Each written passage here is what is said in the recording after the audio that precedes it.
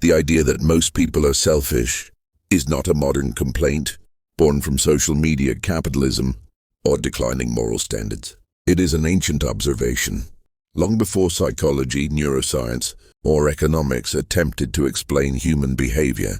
Stoic philosophers like Marcus Aurelius, Seneca, and Epictetus spoke candidly about human self-interest.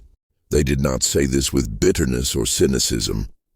Instead, they stated it as a neutral fact of nature, one that must be understood if a person wants to live wisely and peacefully. From a Stoic perspective, selfishness is not primarily a moral failure.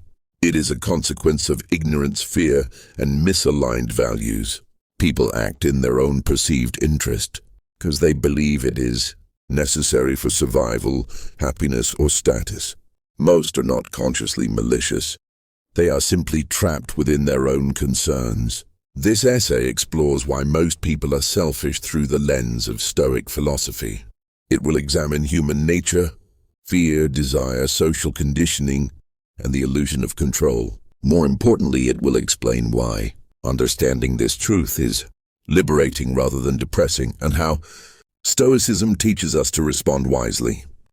1. Selfishness as human default, not a moral failure. Stoicism begins with realism. The Stoics believed that philosophy must describe the world as it is, not as we wish it to be. In that world, most people prioritize themselves. Marcus Aurelius wrote in Meditations, "Begin the morning by saying to thyself, I shall meet with busybody, the ungrateful, arrogant, deceitful, envious, unsocial." This passage is often misunderstood as pessimism. In reality, it is preparation. Marcus was reminding himself that people act according to their own interests, impulses, and misunderstandings of good and evil. From a Stoic view, selfishness is the default state of the untrained mind. Just as an untrained body moves inefficiently, an untrained mind seeks comfort, advantage, and pleasure without considering long-term consequences or moral clarity. People are not born virtuous. Virtue requires education, discipline, and self-reflection. Without these, the natural tendency is to ask, "What benefits me?" rather than "What is right?" This is not condemnation, it is diagnosis. 2. The role of ignorance. People think they know what's good. One of the most important Stoic ideas is that no one does wrong willingly. People act selfishly because they believe it is good for them. Epictetus explained, "Every error involves contradiction, for since he who errs does not wish to err, but to be right, it is plain that he does not do what he wishes." In simple terms, people chase what they think will make them happy.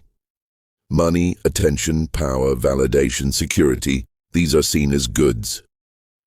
When someone lies, exploits, manipulates, or neglects others, it is usually because they believe doing so will protect or elevate themselves.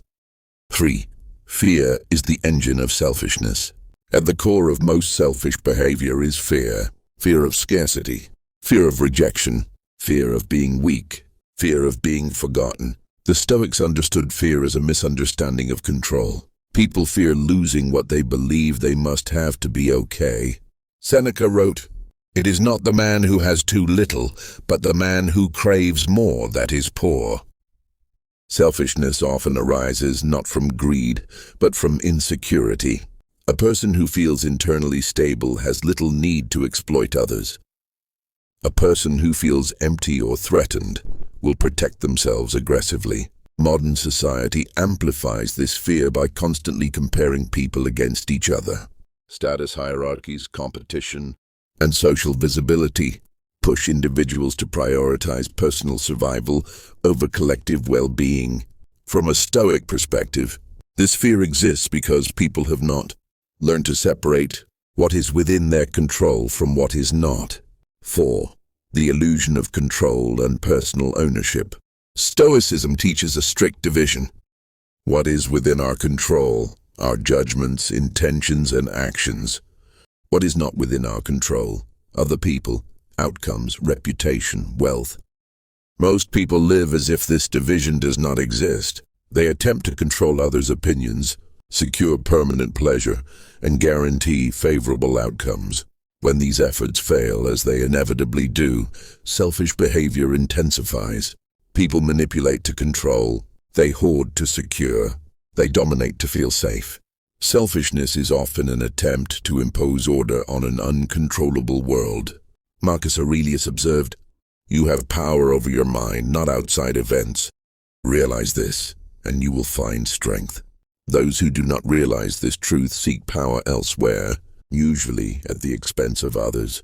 5. Social conditioning rewards selfishness. Stoicism does not ignore social influence. Human beings are shaped by incentives. In many societies, selfish behavior is rewarded.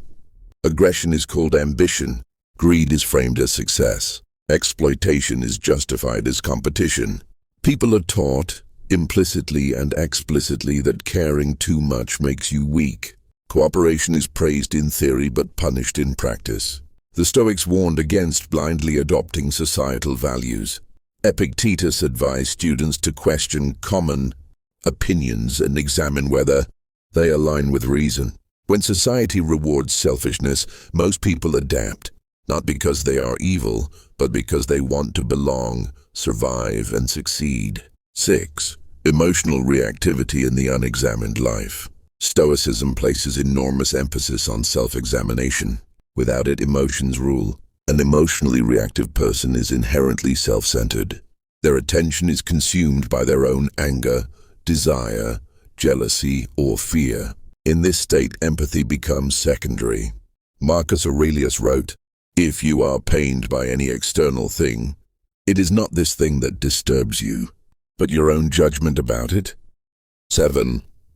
Why expecting otherwise leads to suffering. One of the greatest sources of personal suffering is unrealistic expectations. When you expect people to be fair, grateful, loyal, or selfless by default, you set yourself up for disappointment. Stoicism teaches negative visualization, imagining challenges in advance to reduce emotional shock. This does not mean withdrawing trust or becoming cold. It means grounding expectations in reality.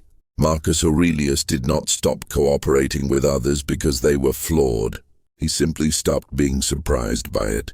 Understanding that most people act in self-interest allows you to forgive more easily, take less personally, choose relationships wisely, act ethically without resentment. 8. Stoic compassion, understanding without excusing. Stoicism is often mistaken for emotional detachment. In truth, it encourages compassion rooted in understanding. If selfishness comes from ignorance and fear, then anger becomes less useful than clarity. Epictetus compared wrongdoers to blind people, harming others because they cannot see clearly. This perspective does not excuse harm, but it removes hatred. A Stoic responds to selfishness with boundaries, not bitterness. 9. The rare exception, the trained mind. Not everyone is selfish, but those who are not have usually done significant inner work. Stoicism aims to create individuals who act according to reason and virtue rather than impulse. Such people help others not for praise, but because it aligns with their character. Marcus Aurelius described this ideal. What brings no benefit to the hive brings none to the bee. This is not naive altruism. It is rational cooperation. 10. What this truth demands of you. The Stoic insight that most people are selfish is not meant to change them.